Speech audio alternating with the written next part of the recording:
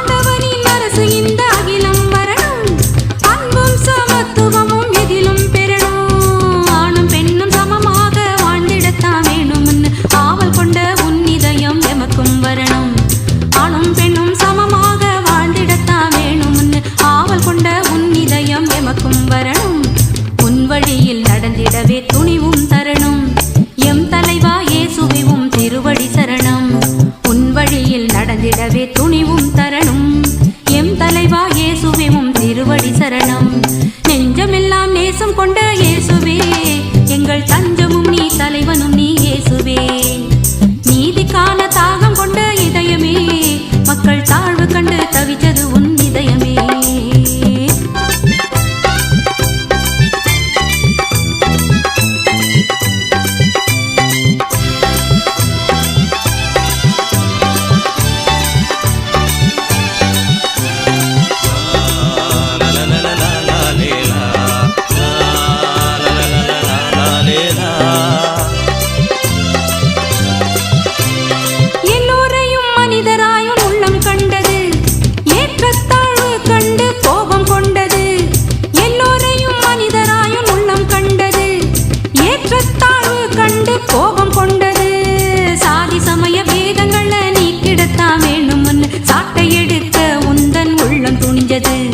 சாதி சமய வேதங்கள நீ கிடத்தா வேணும் சாட்டை எடுக்க உந்தன் உள்ளம் துணிஞ்சது.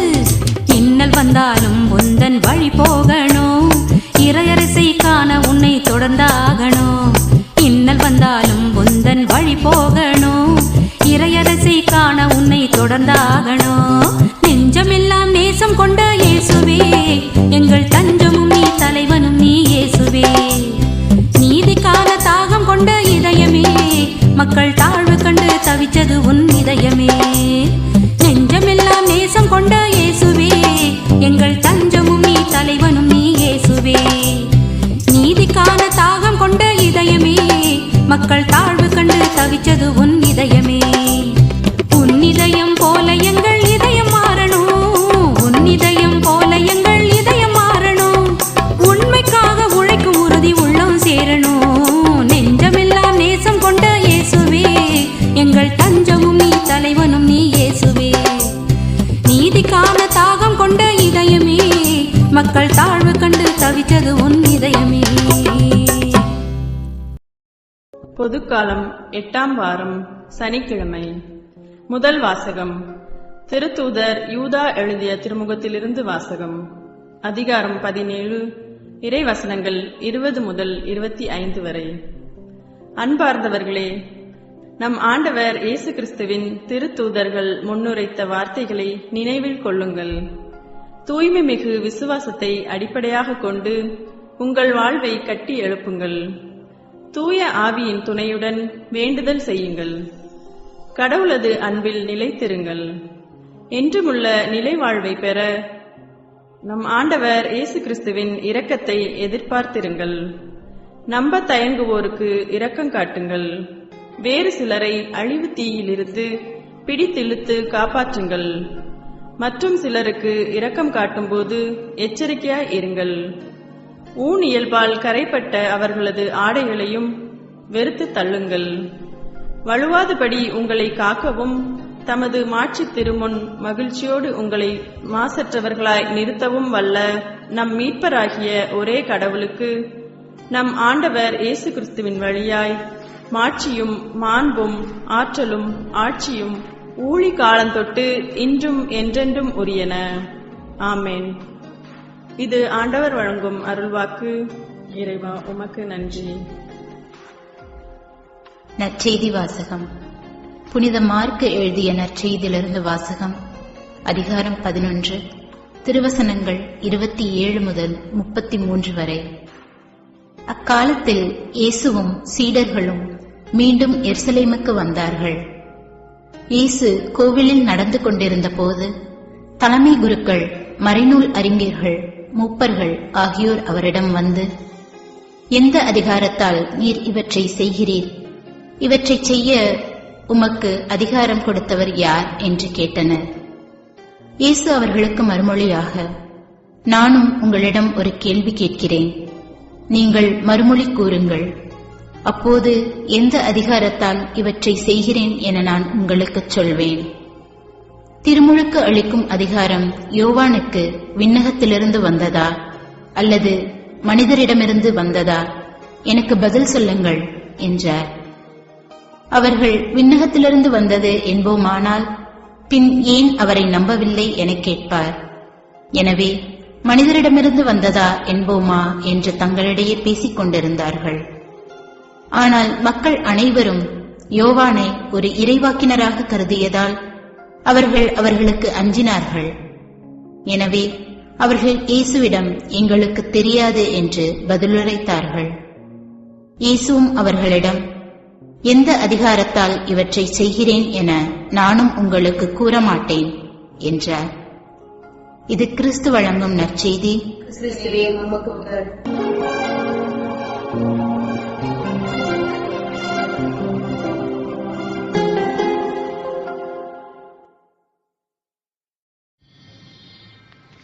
அன்புக்குரியவர்களே,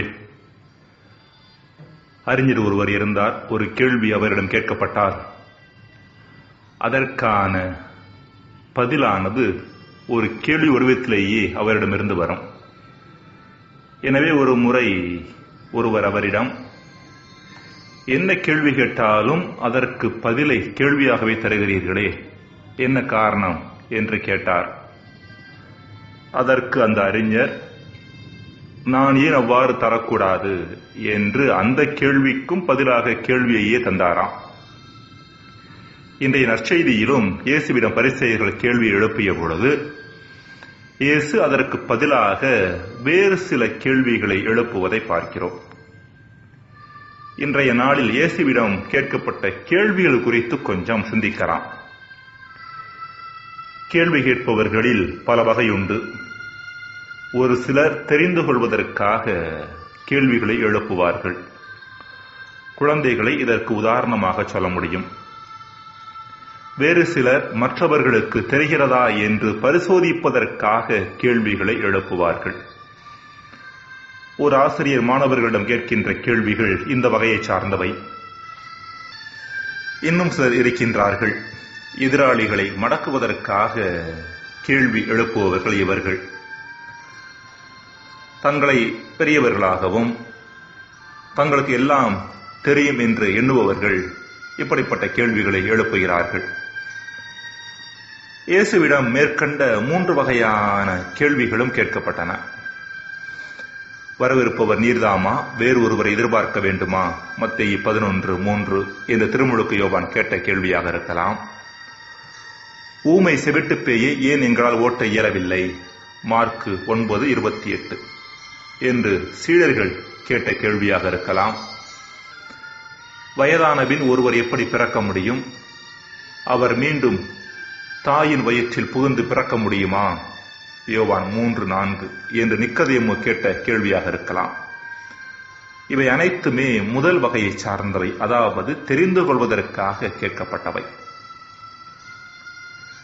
இரண்டாவதாக, அனைத்திலும் முதன்மையான கட்டளை எது, மார்க் 12:28 என்று மறைநூல் அறிஞர் ஒருவர் இயேசுவிடம் கேட்ட கேள்வியானது இரண்டாவது வகையை சார்ந்தது. அதாவது அவருக்கு ஏற்கனவே பதில் தெரியும், இருப்பினும் இயேசுவுக்கு தெரிகிறதா என்று தெரிந்து கொள்வதற்காக அந்த கேள்வியை அவர் எழுப்புகின்றார். ஆனால் மூன்றாவது வகையான கேள்விகளை இயேசு அதிகமாக பரிசேயர்களிடமிருந்தும் மறைநூல் அறிஞர்களிடமிருந்தும் தலைமை குருக்களிடமிருந்தும் எதிர்கொண்டார். அதாவது அவர்கள் இயேசுவை மடக்குவதற்காக கேள்விகளை எழுப்பினார்கள். சீசருக்கு வரி செலுத்துவது முறையா இல்லையா?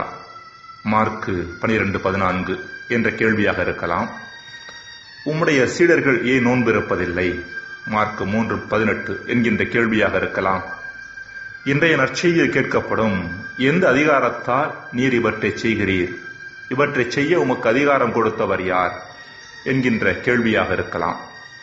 இவை அனைத்துமே இயேசுவை மடக்குவதற்காக எழுப்பப்பட்டவை. மனிதர்களையும் மனித உள்ள கிடக்கையை மறைந்த இயேசு எல்லா கேள்விகளையும் ஒரே மாதிரி பார்க்கவில்லை. தெரிந்து கொள்வதற்காக கேட்கப்பட்ட கேள்விகளுக்கு ஒரு தந்தைக்குரிய அக்கறையோடும் ஒரு தாய்க்குரிய பாசத்தோடும் பதிலை அளித்து கேள்வி கேட்டவர்களில் ஒரு புரிதலை ஏற்படுத்த அவர் முயற்சி செய்தார்.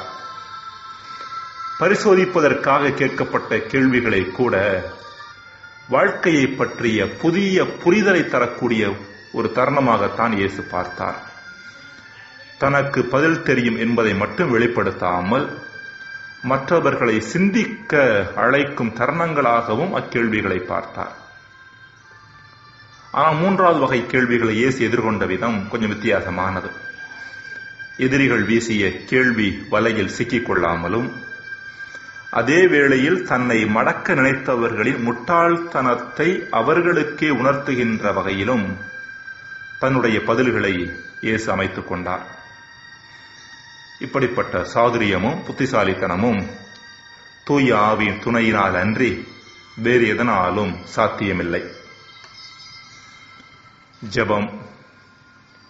இறைவா, எங்களுக்கு எதிராக பிறர் வீசும் பிரச்சனைகள் என்ற கேள்விக்கணைகளை சரியான மனநிலையோடும் தூய ஆவியின் துணையோடும் எதிர்கொள்ள வரம் தாரும். ஆமென்.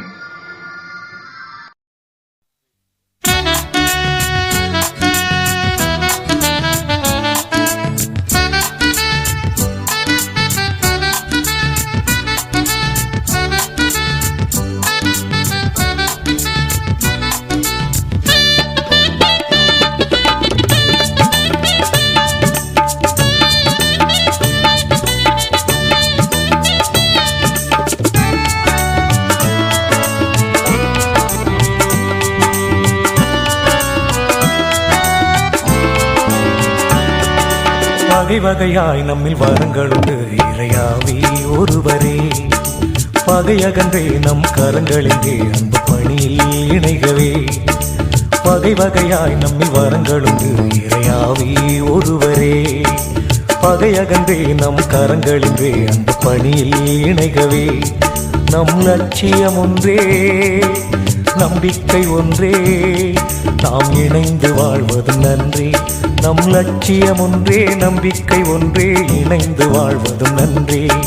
வகை வகையாய் நம்மில் வரங்களுண்டு இறையாவி ஒருவரே. பகையகன்றே நம் கரங்களின்றே அந்த பணியில் இணைகவே.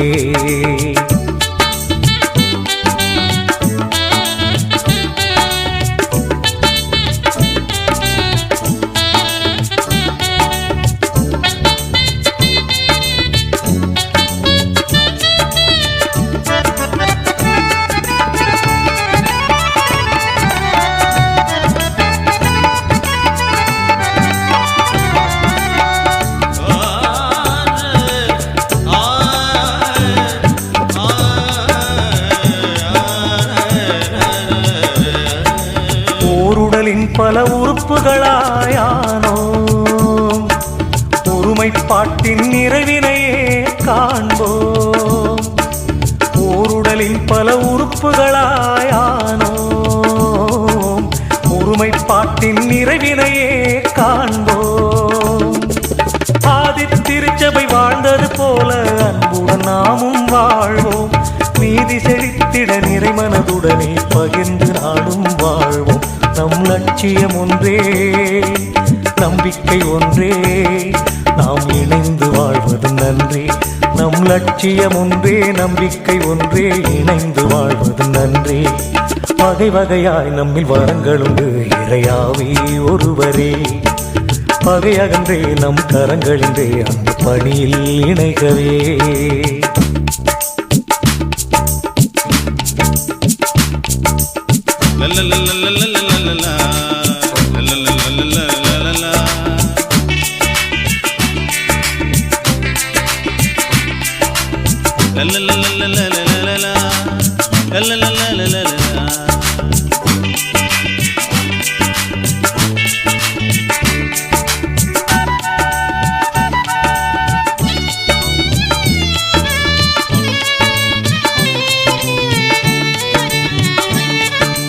நம்பிக்கை ஒளியை கண்முன் கொண்டே செல்வோம், நன்மையினாலே தீமையை வாழ்வில் வெல்வோம். நம்பிக்கை ஒளியை கண்முன் கொண்டே செல்வோம், நன்மையினாலே தீமையை வாழ்வில் வெல்வோம். தோல்வியை வெற்றியின் படிக்கல்லாக்கி தொடர்ந்து நாமும் செல்வோம். சோதனை துன்பம் சூழ்ந்து வந்தாலும் சோர்ந்திடாமல் வாழ்வோம். நம் லட்சியம் ஒன்றே, நம்பிக்கை ஒன்றே, நாம் இணைந்து வாழ்வது நன்றி. நம் லட்சியம் ஒன்றே, நம்பிக்கை ஒன்றே, இணைந்து வாழ்வது நன்றி. வகை வகையாய் நம்மில் வரங்கள் உண்டு, இறையாவி ஒருவரே. பகையகன்றே நம் கரங்களிலே அந்த பணியில் இணைகவே. வகை வகையாய் நம்மில் வரங்கள் உண்டு, இறையாவி ஒருவரே. பகையகன்றே நம் கரங்களிலே அந்த பணியில் இணைகவே. நம் லட்சியம் ஒன்றே, நம்பிக்கை ஒன்றே, நாம் இணைந்து வாழ்வது நன்றி. நம் லட்சியம் ஒன்றே, நம்பிக்கை ஒன்றே, இணைந்து வாழ்வது நன்றி. வகை வகையாய் நம்மில் வரங்கள் உண்டு, இறையாவி ஒருவரே. பகையகன்றே நம் கரங்களிலே அந்த பணியில் இணைகவே.